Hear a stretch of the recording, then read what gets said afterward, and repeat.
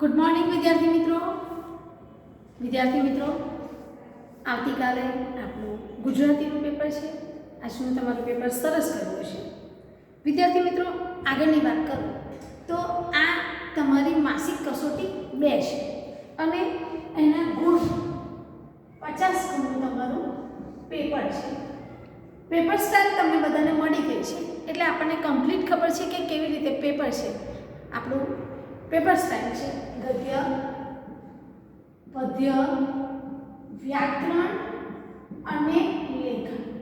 વિદ્યાર્થી મિત્રો બધું 15 ગુણનું અને આ વ્યાકરણ જે છે એ 14 ગુણનું છે। વિદ્યાર્થી મિત્રો હું તમને જો વાત કરું તો ઓલરેડી આપણે રિવિઝન પૂરું થઈ ગયું છે। ઓકે, કેમ કે આપણી વર્કશીટો છે કુલ 4 વર્કશીટ। 5મી વર્કશીટ મેં તમને મોકલી હતી પણ મેં તમને પહેલાં જ કહ્યું છે કે 5મી વર્કશીટમાંથી કશું પૂછાશે નહીં, એટલે એ પ્રમાણે જો જોઈએ તો કુલ 1 થી 11 પાઠ એટલા તમારી પરીક્ષામાં પૂછાવાના છે। ઓકે, ને વ્યાકરણ બધું રહેશે, લેખન વિભાગ પણ બધો રહેશે, પરંતુ ખાલી ગદ્ય અને પદ્ય એ આટલું રહેશે। 4 વર્કશીટની અંદર વ્યાકરણ ઓછું છે, એનો મતલબ એવો નહીં કે વ્યાકરણ એક પૂછાશે, વ્યાકરણ બધું પૂછવાનું છે। ઓકે, અને લેખન વિભાગ પણ બધો એ તો ઓલરેડી તમારી પાસે છે।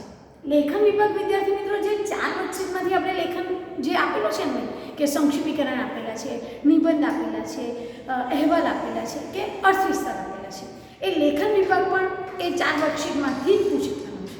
ઓકે, એટલે તમારી પાસે ઓલરેડી વિદ્યાર્થી મિત્રો જવાબ પ્રશ્નો છે અને એના જવાબ પણ આપણે ક્લાસની અંદર રિવિઝન કરાવી એમાં કરી દીધા છે। ફક્ત વ્યાકરણ એટલું જ બાકી છે। ગદ્ય પદ્યની અંદર વિદ્યાર્થી મિત્રો સૌથી પહેલાં છે જોડકા, એ કમ્પ્લીટ થઈ ગયા છે। બેટા જોડકા એ કરશો એટલે આપોઆપ પેલો સવિસ્તર પ્રશ્ન છે એની અંદર તમે કૃતિ કરતા સાહિત્ય પ્રકાર સંદર્ભ સાહિત્ય સાથે સરસ રીતે લખી શકશો। પણ આ વખતે જોડકામાં ધ્યાન રાખજો, અમુકમાં કૃતિ અને કરતા તો અમુકમાં કૃતિ અને સાહિત્ય પ્રકાર એ રીતે પૂછેલું છે, એટલે આપણે આખું ત્રણેય કરીશું। એના પછી છે વિદ્યાર્થી મિત્રો એક વાક્યના જવાબ। વિદ્યાર્થી મિત્રો એક વાક્યના જવાબ એ તમારી આપણી જે વર્કશીટ છે દરેક વર્કશીટ એ આપણે સરસ રીતે કમ્પ્લીટ કરી દઈશું।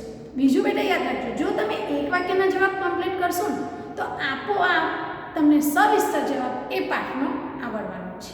ઓકે, એના પછી છે બેટા એક વાક્યના જવાબ પડશે, પછી છે 2-3 વાક્યના અને એના પછી છે સવિસ્તર। બેટા આ 2 માર્ક્સનું છે, એવી રીતે સેમ આ પણ 2 માર્ક્સનું। અહીંયા 3 પ્રશ્નો પૂછાશે, લખવાના છે 2। ફરીથી કહી દઉં, પેપર સ્ટાઇલ તમારા માઇન્ડમાં રાખજો ને એ પ્રમાણે જ તૈયારી કરવાની છે તો આપણા ગુણ સરસ આવશે। વિદ્યાર્થી મિત્રો 3 પૂછાશે, લખવાના છે 2 એટલે અહીંયા 4 એટલે સવિસ્તર 1 લખવાનો છે બેટા, 2 પૂછાશે, લખવાનો છે 1 એટલે 4 4 8 8 10 અને 2 12। આ રીતે સેમ ગદ્ય અને પદ્ય બંનેમાં આ રીતનું રહેશે। ઓકે, લેખન વિભાગ વ્યાકરણ વિભાગ આપણે લાસ્ટમાં કરીએ એટલે હું તમને કમ્પ્લીટ સમજાવી દઉં। વિદ્યાર્થી મિત્રો લેખન વિભાગ જે છે એ લેખન વિભાગની અંદર 4 વસ્તુ છે આપણી પાસે અને એ 4 વસ્તુ છે સંક્ષેપીકરણ, તમે સરસ રીતે મને યાદ છે ત્યાં સુધી આપણે નોટની અંદર જે તમે રિવિઝન કરો છો એ નોટની અંદર મને મોકલાવેલું ને સરસ લખેલું। સંક્ષેપીકરણ 4 ગુણ છે બેટા, ખાસ યાદ રાખજો, સંક્ષેપીકરણમાં શીર્ષક સાહેબ પણ ભૂલી શકાય નહીં। સૌથી પહેલાં લખીશું શીર્ષક ને આખો જે ફકરો છે એને આપણે સરસ શોર્ટ બનાવી દઈશું ને ફક્ત 4 લીટી જ લખીશું, 6-7 લીટી પણ ન લખીએ, સંક્ષેપ એટલે ટૂંકમાં લખીશું કે એ ફકરામાં શું કહેવા માંગે છે।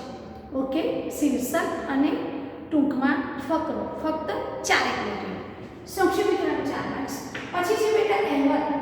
અહેવાલ તમારી પાસે વર્કશીટમાં મેં 6 આપેલા ને 2 ઓલરેડી તમે લખેલા છે ને એ સિવાય બીજા બધા આપણે અત્યારની આગલી પરીક્ષાઓમાં પૂછેલા છે। વિદ્યાર્થી મિત્રો અહેવાલની અંદર પણ ખાસ સહેજ પણ ભૂલ નહીં થાય, શીર્ષક સૌથી પહેલાં લખીશું આપણે। ઓકે, શીર્ષકનો 1 ગુણ રહેશે ને એના પછી અહેવાલના 3 માર્ક્સ। એની અંદર સરસ પ્રારંભ, મધ્ય અને અંત આ રીતે એક અહેવાલ પણ રહેશે તમારો 4 ગુણનો। વિદ્યાર્થી મિત્રો એ સિવાય જો તમને ખબર હોય તો આપણી આપણી પાસે છે અર્થ વિસ્તાર. અર્થ વિસ્તાર હું તમને સમજાવી દઉં. આ અર્થ વિસ્તાર છે એ પણ વિદ્યાર્થી મિત્રો 4 ગુણનો છે. આ 100 ગુણના પેપર છે વિદ્યાર્થી મિત્રો. આ અને આ બે 50 માર્ક્સનું પેપર છે. એટલે 50 માર્ક્સના પેપરની અંદર આ બે મેં લીધેલા નથી. ફરી કહું, અર્થ વિસ્તાર પણ 4 માર્ક્સનો જ હોય છે. બોર્ડની પરીક્ષામાં આપણે જોઈએ તો અહેવાલ પણ 4 માર્ક્સનો. અત્યારે આપણે ફક્ત લેખન વિભાગ પણ 12 જ ગુણનો પૂછેલો છે ને 12 ગુણની અંદર ઓલરેડી સંક્ષિપ્તીકરણ 4 ગુણનો હોય. આ 8 ગુણ આ રીતે લઈ શકાય. પણ આના કરતાં અગત્યનો છે નિબંધ બેટા. નિબંધના ઓલરેડી 8 ગુણ હોય છે. એટલે આ બે બોર્ડની પરીક્ષામાં પૂછાશે. આ પરીક્ષા માટે આને આપણે કેન્સલ કર્યા અને અહીં આગળ લખી લઈશું નિબંધ. વિદ્યાર્થી મિત્રો તમારો નિબંધ રહેશે 8. તો આ જે રીતે 12 માર્ક્સનું થઈ ગયું એ રીતે આ પણ તમારું 12 માર્ક્સનું નિબંધ. ઓલરેડી તમને વર્કશીટ 4 ની અંદર નિબંધ આપેલા છે બેટા. ને એ વર્કશીટ 4 ની અંદર જે નિબંધ આપેલા છે એની અંદર નિબંધ કેવી રીતે લખવાનો મુદ્દા આપેલા હશે ને મુદ્દા પ્રમાણે નિબંધ લખીશું. તો મુદ્દા પ્રમાણે સરસ રીતે પ્રસ્તાવના લખીશું. મુદ્દા પ્રમાણે એનું વિષય વસ્તુ લખીશું. સરસ વચ્ચે પંક્તિઓ ઉમેરીશું વિદ્યાર્થી મિત્રો. ને ત્યાર પછી જ આપણે આખો સ્ટેપ બાય સ્ટેપ મુદ્દા પ્રમાણે નિબંધ લખીશું. એક પાનું નિબંધનું નહીં ચાલે બેટા. લંબાણથી નિબંધ લખીશું. 10મા ધોરણના વિદ્યાર્થી છો એટલે 8 ગુણ છે અને 8 ગુણની અંદર ઓછામાં ઓછા 3 પાન સરસ રીતે નિબંધ આપણે લખીશું. બેટા 50 ગુણનું પેપર છે અને એને લીધે ફક્ત 2 જ વસ્તુ લીધેલી છે. અહેવાલ ને અર્થ વિસ્તાર હોય ઓકે, પણ આ પેપર માસિક કસોટી છે બેટા એટલે આની અંદર લીધેલું નથી. ઓકે, આ લેખન વિભાગ પદ્ય, આ તમારો ગદ્ય અને પદ્ય આટલું તૈયાર થઈ ગયું છે. જોડકા અહીંયા ગદ્ય પદ્ય અલગ પાડીને જ આપણે કમ્પ્લીટ 1 થી 11 પાઠ છે. 12મો પાઠ લીધેલો નથી વિદ્યાર્થી મિત્રો. એ રીતે 26 પ્રશ્ન આપણે રોજ લખીએ છીએ. હું તમને સરસ રીતે રોજ એક પ્રશ્ન મોઢે કરવા આપું છું ને આપણે અત્યાર સુધી ઘણા બધા પ્રશ્નો ચેપ્ટરના લખી કાઢ્યા છે. એટલે 26 પ્રશ્નોના જવાબ પણ તમે સરસ રીતે લખી શકશો. ઓકે, ખ્યાલ આવી ગયો બેટા. 24 માર્ક્સ અને 12 માર્ક્સ અને 12 તારીખ 36 ગુણ બેઠા આવશે. ક્યાંય સહેજ પણ ભૂલ પડવાની નથી. ઓકે, હવે આપણે જોઈએ વિદ્યાર્થી મિત્રો વ્યાકરણ. વ્યાકરણ વિભાગની અંદર બેટા વાત કરો તો વ્યાકરણ જોઈએ 14 માર્ક્સનું છે. ઓકે, અને આપણું બોર્ડનું વ્યાકરણ 20 માર્ક્સનું છે. તો વ્યાકરણની અંદરથી તમે બધાએ પેપર સ્ટાઇલ જોઈ હશે એટલે તમને ખબર હશે કે વ્યાકરણની અંદરથી આપણે કેટલા ટોપિક લીધેલા છે. આપણે જોઈએ વ્યાકરણની અંદર મેં લીધું છે જોડણી, સમાનાર્થી, વિરોધાર્થી. ઓકે, હું તમને ફોનની અંદર હોય કદાચ તમે એનું કાઢ્યું નથી, પ્રિન્ટ આઉટ કે એવું કશું કાઢ્યું નથી તો હમણાં જોઈ લઈએ આપણે સંધિ, સમાસ. વિદ્યાર્થી મિત્રો જોતા રહેજો. આગળ સરસ છે કે આપણે શું લખવાનું છે. ટોપિક અલંકાર છે, પ્રત્યય છે. 14 માર્ક્સ કેવી રીતે છે એની હું તમને સમજ આપી દઉં કે 14 માર્ક્સમાં શું લીધું છે ને શું નથી લીધું. સંજ્ઞા છે, બાજુમાં લખતો બેટા અહીંયા લખી દો. રૂઢિપ્રયોગ છે, રૂઢિપ્રયોગ છે વિદ્યાર્થી મિત્રો. એ સિવાય કહેવત છે, શબ્દ સમૂહ છે, કહેવત છે, શબ્દ સમૂહ છે, જોડણી ભેદે અર્થભેદ, જોડણી ભેદે અર્થભેદ અને એ સિવાય છેલ્લું છે બેટા તળપદા શબ્દ ને તળપદા શબ્દ અને ધ્વનિ શ્રેણી બેટા એ પણ છે. ધ્વનિ શ્રેણી અને તળપદા શબ્દ એ છેલ્લું છે. એટલે કે તળપદા શબ્દ એટલે કે આપણે શિષ્ટ રૂપ આપો. ઓકે, તળપદા શબ્દ, તળપદા શબ્દ. ઓકે, જોજો વિદ્યાર્થી મિત્રો 4 માર્ક્સ કેવી રીતે હશે. એક જોડણીનો, 2, 3, 4. સંધિ છે બેટા છોડો જોડો કોઈ પણ એક હોય. ઓકે, એ આપણે લખી કાઢીશું. સમાસ છે, અલંકાર છે, પ્રત્યય, સંજ્ઞા, રૂઢિપ્રયોગ, કહેવત, શબ્દ સમૂહ, ધ્વનિ શ્રેણી, જોડણી ભેદ અર્થભેદ. 1, 2, 3, 4, 5, 6, 7, 8, 9, 10, 11, 12, 13, 14. આની અંદર હવે શોધો કે શું નીકળી ગયું. તો સૌથી પહેલા વિદ્યાર્થી મિત્રો આપણે જોઈએ તો તમારા છંદ નીકળી ગયા છે. ઓકે, છંદ સિવાય વિદ્યાર્થી મિત્રો નીકળી ગયું છે ક્રિયા વિશેષણના પ્રકાર. ખ્યાલ આવી ગયો. ક્રિયા વિશેષણના પ્રકાર વિદ્યાર્થી ફક્ત અને ફક્ત અહીંયા આગળ આપણે સંજ્ઞા આટલું લીધું છે. વિશેષણ પણ નથી લીધું, વિશેષણ નથી લીધું, ક્રિયા વિશેષણ નથી લીધું અને છંદ નથી લીધું વિદ્યાર્થી મિત્રો. તો આની અંદર એક વસ્તુ આ રૂઢિપ્રયોગ એક બીજી વાત હું તમને કહી દઉં. 1 થી 4 વર્કશીટની અંદર લગભગ ઘણું બધું આવી ગયું છે વ્યાકરણ. મને લાગે છે ત્યાં સુધી 1 થી તે 4 વર્કશીટની અંદર ખાલી સમાસ એકલા જ બાકી રહ્યા છે. ઓકે, અને આ સમાસની જો તમે જોશો ને તો પહેલી તારીખે મેં તમને વર્કશીટ 5 મોકલાવેલી. મેં તમને કહ્યું હતું વર્કશીટ આપણે લખેલી પરીક્ષા પછી વર્કશીટ 5 11મી પરીક્ષા પતે પછી સરસ ઉત્તરાયણનું અગાસીમાં બેઠા બેઠા પતંગ ચગાવતા હશું ત્યારે આપણે વર્કશીટ લખીશું. પણ એની અંદર સમાસ હતા વિદ્યાર્થીઓ. તો પ્રશ્નો ભલે પછી લખીએ પણ આ સમાસ એકલા ખાલી આપણે એમાંથી તૈયાર કરી દઈશું. એ સિવાય અલંકાર એકલા જ બાકી રહ્યા છે. બીજું બધું સરસ રીતે તમારું આવી રહ્યું છે. વાક્યના પ્રકાર પણ નહીં પૂછ્યા બેટા, અને 4 પ્રકાર કયા કયા? ભાવે, પ્રેરક, કર્તરી, કર્મણ. ઓકે, એટલે ઘણા બધા ટોપિક નીકળી ગયા છે. આ ટોપિકની અંદર ક્લાસની અંદર આપણે દરરોજ સ્ટેપ બાય સ્ટેપ એક બાળક બોલે છે ને આપણે સરસ રીતે વર્કશીટની અંદર મને યાદ છે ત્યાં સુધી તમે સરસ રીતે હું તમને જવાબ લખાઈ દઉં છું, સાચા જવાબ. પેપરમાં તમે લખેલા છે પણ આપણે વર્કશીટની અંદર કમ્પ્લીટ સરસ રીતે જવાબ ઓલરેડી લખેલા છે. તો એમાંથી જ તૈયાર કરવાનું છે અને ખૂબ જ સરસ રીતે લખી કરીશું. ખ્યાલ આવી ગયો બેટા? રૂઢિપ્રયોગ અને આ જે શબ્દ સમૂહ છે એ 1 થી 11 હશે અને તમારા જે પાઠમાં છે એ જ હશે. ઓકે, એટલે પાઠમાં આવતા હશે એવું કંઈ નહીં, સ્વાધ્યાયમાં છે જ ગમે તે અપેક્ષિત માટે ગાઈડમાં બીજા કશામાંથી પણ લીધેલા હોય. એટલે વર્કશીટની અંદર છે એ ફાઇનલ છે કે 4 વર્કશીટની અંદર જે છે એ આખું પેપર ઓલરેડી તમને મળી જવાનું છે. એટલે વિદ્યાર્થી મિત્રો હું સમજુ છું ત્યાં સુધી આ રીતે જો આપણે સરસ રીતે તૈયાર કરીશું તો ક્યાંય આપણને ભૂલ રહેશે નહીં. એક વાર સમજાવી દો. જોડણી આવડશે, એ નિયમો એક વાર વાંચી કરજો. સમાનાર્થી એ પણ આવડશે, વિરોધી આવડશે. વિદ્યાર્થી મિત્રો સંધિ જોડો કે છોડો શું હશે આઈ ડોન્ટ નો, પણ સંધિની અંદર એક વખત તમે વ્યાકરણની નોટ વાંચી જજો. ઓકે, એટલે એ તમને ખ્યાલ આવી જશે. સમાસ છે વિદ્યાર્થી મિત્રો અલંકાર છે અને આ ત્રીજું છે ધ્વનિશ્વર. વિદ્યાર્થી મિત્રો જોડણી ભેદા અર્થ ભેદ આવડશે. સપોઝ હું અહીંયા લખું છું ઉદર અને ઉંદર.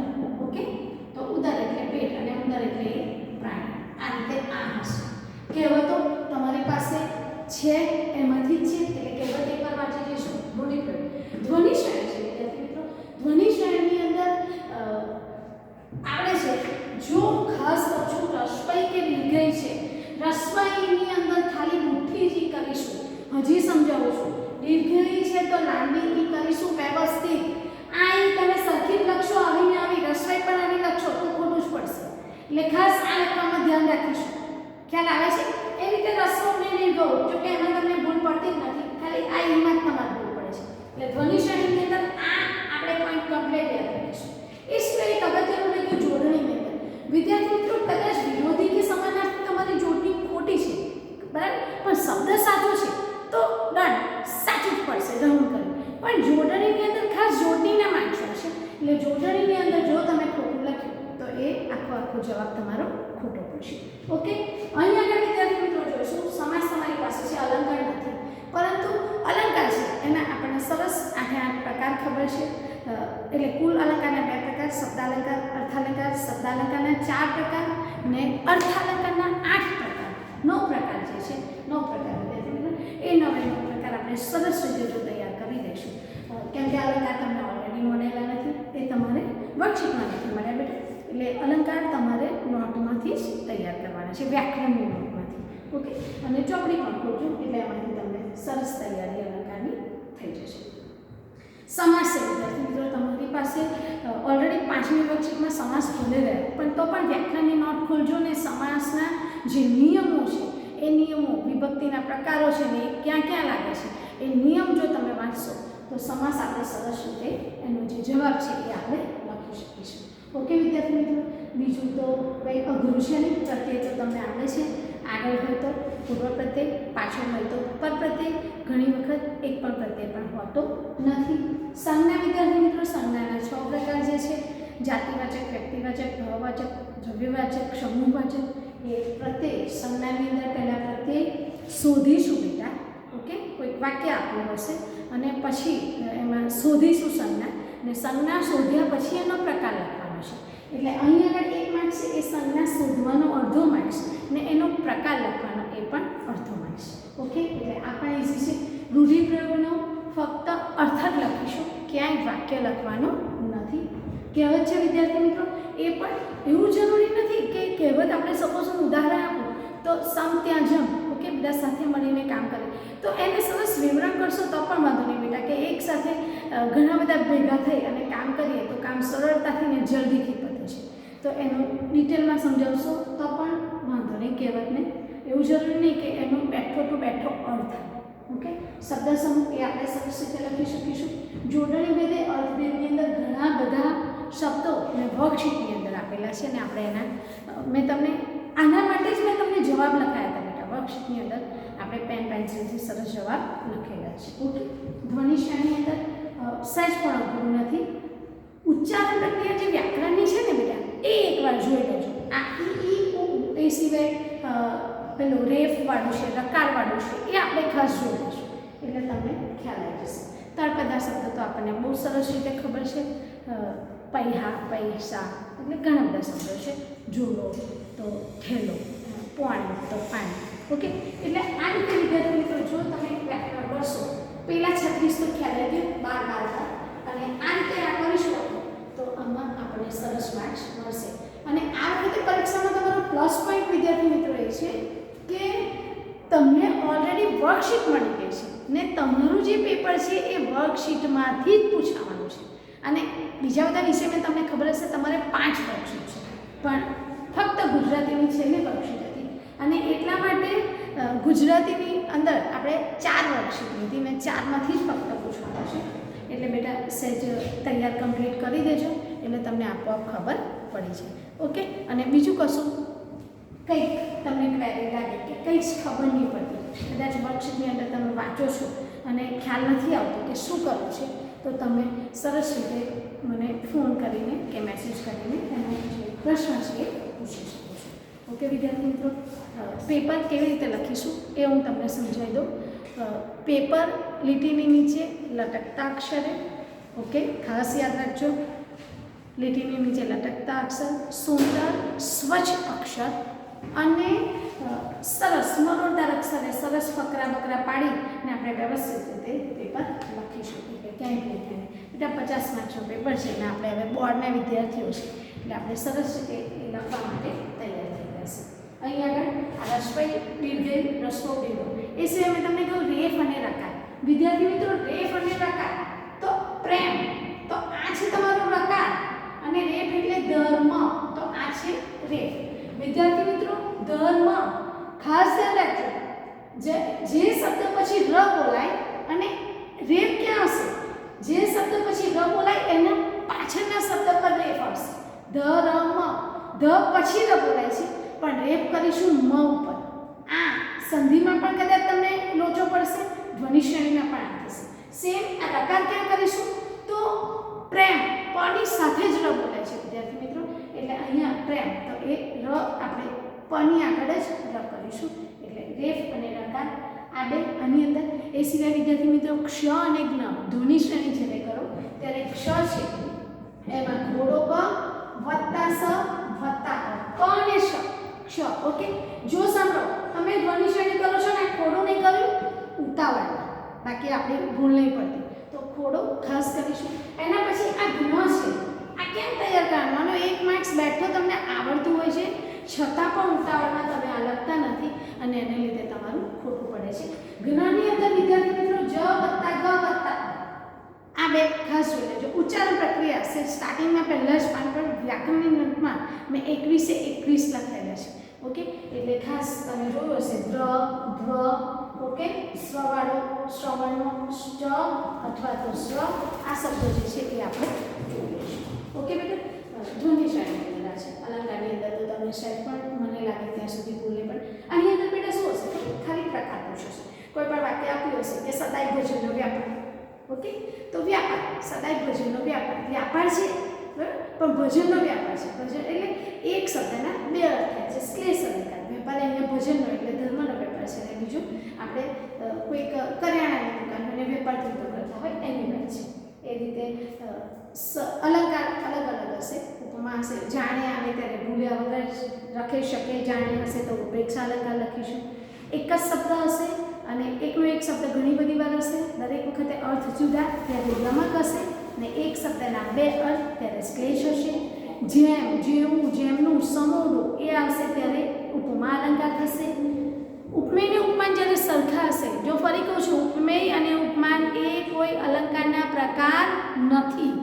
ઓકે, એટલે એ ખાસ યાદ રાખીશું. બંને સરખા હશે ત્યારે માતેમાં એ પણ આવડશે આનંદભાઈ. વ્યાજ સ્તુતિ આવડશે, નિંદાને બને વખાણ પહેલા છેલ્લેથી પહેલો નંબર આવવા બદલ.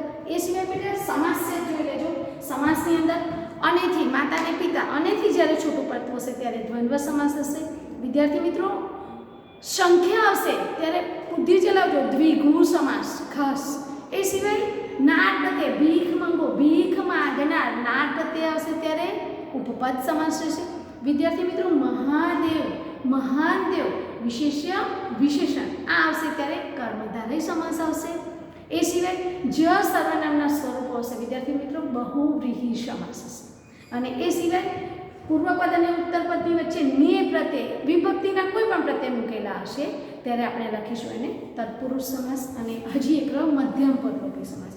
ભોજનાલય, ભોજન કરવા માટેનું આલય, પૂર્વપદ ને ઉત્તરપદની વચ્ચે રહેલું મધ્યમ પદનો લોપ થાય છે ત્યારે મધ્યમ પદ લોપી સમાસ. વિદ્યાર્થી મિત્રો મને લાગે ત્યાં સુધી આપેમાં તમારે સજ મહેનત કરવી પડશે. અને એમાંય સમાસ તો ઓલરેડી 5મી વર્કશીટમાં મળેલા જ તમને લખવાના નથી. હું ફરી હજી કહું છું, ખાલી તૈયાર જ કરજો. 5મી વર્કશીટ આપણે પરીક્ષા પછી જ લખીશું.